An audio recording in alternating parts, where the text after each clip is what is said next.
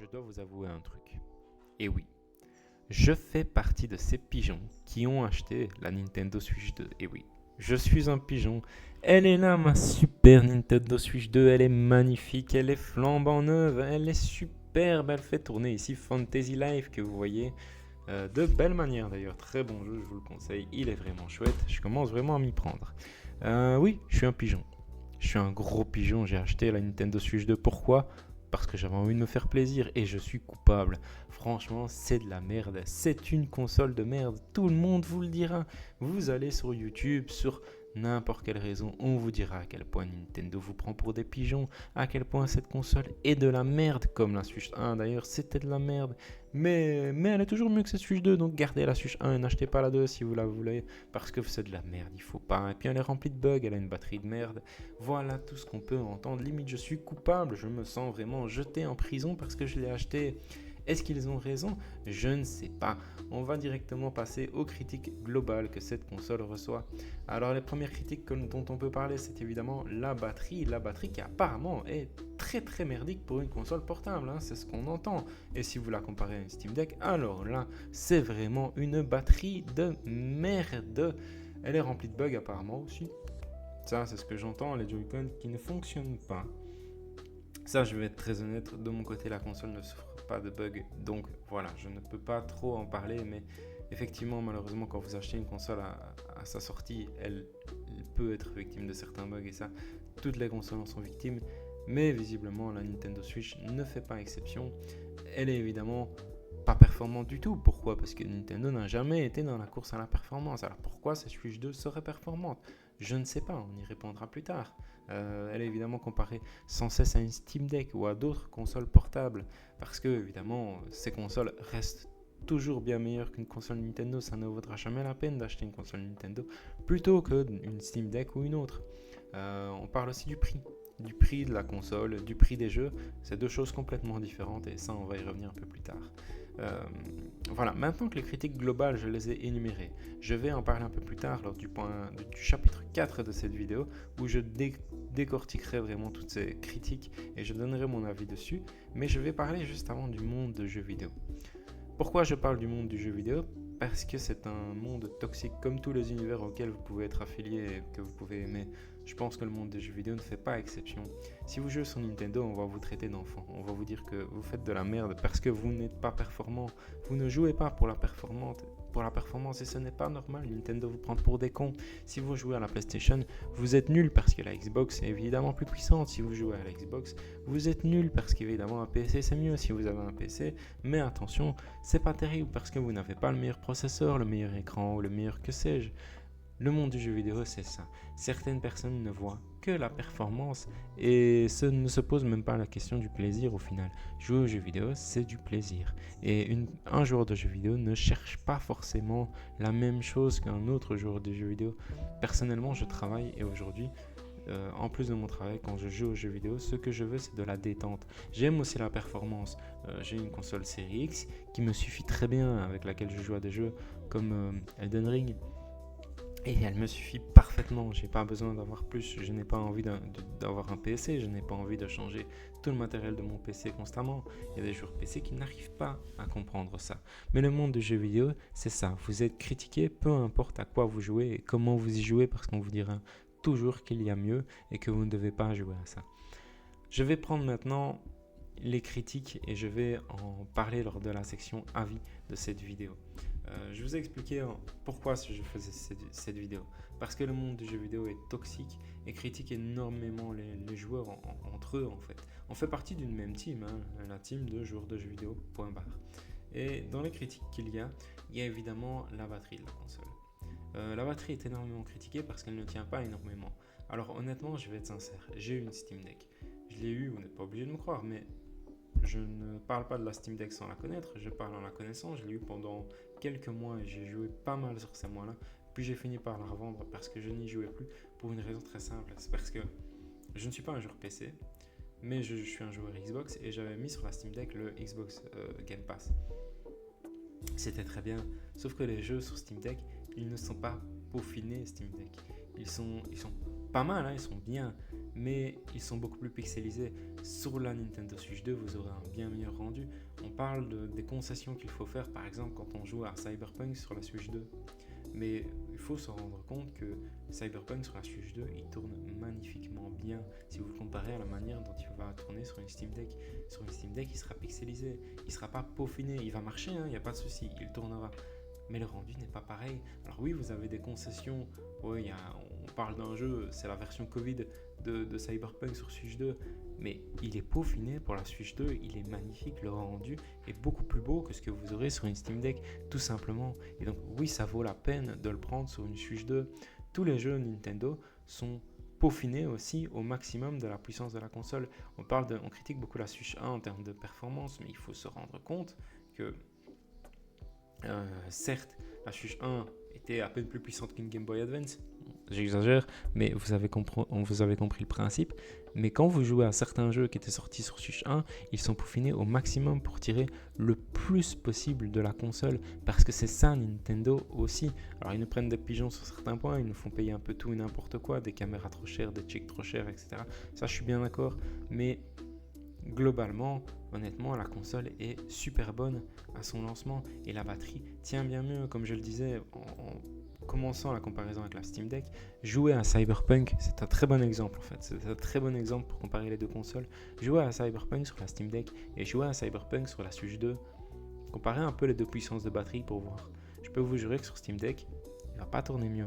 Il va pas tourner mieux, et enfin plus longtemps en tout cas. Il ne tournera pas plus longtemps. Donc la batterie, faut pas oublier que c'est une console portable. Et jouer à un jeu performant sur une console portable, c'est déjà un exploit en soi. Il ne faut pas s'attendre à ce qu'elle tourne pendant 10 heures. Vous n'y arriverez pas. C'est déjà très bien ce qu'elle arrive à faire en termes de batterie. La Steam Deck ne tient pas plus longtemps. Alors que le jeu sur Switch, non seulement il va tourner plus longtemps avec la batterie, mais en plus de ça, il sera peaufiné pour la console en elle-même, ce qui le rend, à mes yeux, bien plus qualitatif. Niveau des bugs, bon ça j'en ai déjà vaguement parlé précédemment, ma console ne souffre pas de bugs, les paramètres sont aussi bien réglés, j'ai cherché les bons paramètres pour la batterie, la performance, etc. sur internet, et globalement elle était bien réglée de base, donc voilà, j'ai plutôt de chance, et j'ai pas de bug de Joy-Con ou autre sur ma console, donc voilà, je touche du bois, comme on dit, mais voilà, malheureusement les bugs à une console au lancement, ça fait partie un peu du truc. Je vais revenir dans le dernier point de cette vidéo après avoir parlé ici de mon avis. C'est est-ce qu'il faut l'acheter ou non. Mais malheureusement, quand vous achetez une console à sa sortie, vous avez certains risques que vous n'aurez pas si vous attendez, allez, ne serait-ce que 6 mois, 1 an. La performance, mais honnêtement, la performance de cette console, elle est très très bien. Vraiment, je trouve même ça bluffant. On critique beaucoup la performance de Nintendo parce que Nintendo n'a simplement jamais fait de course à la performance. Mais sur cette Switch 2, mais c'est un vrai exemple. C'est comme s'il revenait à la course à la performance avec un bon rapport qualité-prix. Pour la console, je le précise, parce que ça, c'est un autre point. On critique le prix de cette console, mais regardez le prix des consoles portables sur le marché à l'heure actuelle. La console, par rapport à son écran, on critique le fait que l'écran ne soit pas OLED, soi-disant que l'écran de la Switch OLED pouvait être meilleur parce qu'il était OLED, mais honnêtement, je vois pas de différence. Pourtant, j'ai eu la console, mais je trouve que l'écran de la Switch 2 est excellent et il donne un rendu magnifique. Je ne souffre pas, mes yeux ne souffrent pas d'être passé à la version Switch 2 en ayant quitté ma OLED. Pas du tout, l'écran est très bien et il donne de super choses. Et vous jouez ne serait-ce qu'un Mario Kart qui n'est certes pas un jeu réaliste mais qui a une très belle direction artistique. Ça aussi c'est des choses que des joueurs de jeux vidéo n'ont pas l'air de comprendre, c'est qu'il y a graphisme et il y a direction artistique, et Nintendo est plus dans la direction artistique. Mais vous jouez à Mario Kart World, vous avez des choses qui popent dans tous les sens, des détails un peu partout, vous avez un rendu qui est bien amélioré et qui est très très beau. Alors je pense que le jeu pouvait éventuellement tourner sur Switch 1, il aurait fallu changer quelque chose, mais il aurait pu tourner sur Switch 1 sans problème. Ça, c'est un peu le monde du jeu vidéo. Nintendo est une entreprise, ils doivent faire des choix. Par contre, le prix des jeux, oui. Le prix des jeux est beaucoup trop élevé, ça je suis bien d'accord. Est-ce que Mario Kart, si vous l'achetez prix plein, vaut les 90€? Honnêtement, non. Les versions Zelda, Switch 2, etc., ça ne vaut pas le prix. Faire payer les mises à niveau, je suis pas fan de l'idée. Les gadgets qui sortent avec la Switch 2 sont quand même un peu chers à mon goût, la caméra, etc. Ouais, ça c'est un petit peu exagéré, et ça je suis bien d'accord avec les critiques. Mais comme je l'ai dit, il y a vraiment une différence. Pour moi, le prix de la console est justifié, le prix des jeux l'est bien moins. Je vais maintenant passer à mon dernier avis. Est-ce qu'il faut l'acheter ou pas finalement cette console? Alors, j'ai beau la défendre, le rendu est très bon, elle est très puissante pour moi. Pour moi, elle a ce qu'il faut en termes de puissance, je ne lui demande pas plus. Elle tourne très bien, pour moi elle n'a pas de bug, les jeux sont magnifiques dessus. Est-ce que vous devez l'acheter? Non. Non. Sauf si vous avez envie de vous faire un kiff, sauf si vous êtes prêt à vous dire que il n'y a pas beaucoup de jeux à son lancement. Si vous avez juste envie de Mario Kart World ou par exemple moi Fantasy Life et que ça vous suffira pendant tout un temps, vous pouvez l'acheter, il n'y a pas de problème. Moi je me la suis pris pour le plaisir. J'avais adoré cette Switch 1 mais j'attendais désespérément d'avoir la 2 parce qu'honnêtement la 1 était datée. Donc je l'ai acheté à sa sortie. C'est la seule fois dans ma vie que j'achète une console à son lancement. Pour vous dire, ça fait à peine 2 mois que j'ai acheté la Xbox Series X. Avant, j'avais eu la Series S que j'ai acheté il y a 1 an. Donc pendant longtemps, j'étais resté sans console nouvelle génération. J'achète très rarement des choses nouvelles. Juste, j'avais envie de me faire un kiff avec cette Switch 2. Je l'ai fait. Est-ce qu'il faut l'acheter? Non. Si vous attendez ne serait-ce que 6 mois, 1 an, la majorité des bugs que vous pouvez avoir aujourd'hui seront améliorés par des mises à jour système, par des mises à jour de matériel, parce qu'une console à son lancement n'a pas forcément le même matériel que 3 ans plus tard. La Switch 1, il y a eu en termes de composition quelques changements en termes de matériel si vous comparez le jour de sa sortie et finalement ce qu'elle est aujourd'hui. Elle ne sera pas la même. Qui plus est, les mises à jour système amélioreront la batterie, même si comme je l'ai dit, la batterie pour moi subit bien trop de critiques par rapport à ce qui est mérité. Il y a de fortes chances que la batterie soit améliorée d'ici 6 mois, 1 an. Peut-être des matériaux, s'il y a vraiment des bugs, notamment sur les Joy-Con, vu qu'on parle beaucoup de bugs de Joy-Con, ça sera résolu. Est-ce que vous devez l'acheter? Non, non aussi parce que si vous attendez 6 mois, 1 an, eh bien, il y aura beaucoup plus de jeux sur la console tout simplement.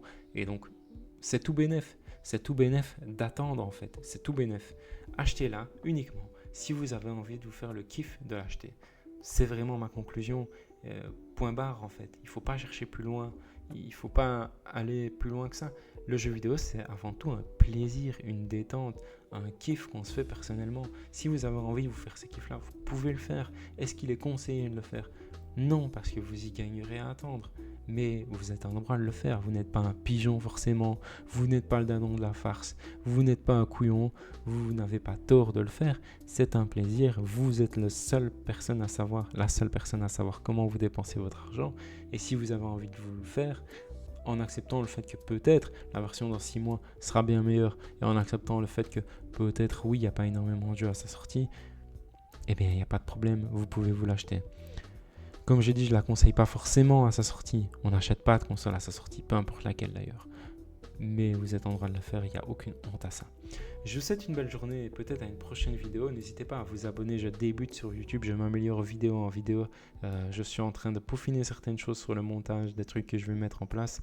Cette petite vidéo, c'était sur la Switch 2, ça me tentait vraiment bien de le faire, donc je le fais. Je vous souhaite une belle journée à vous et peut-être à bientôt.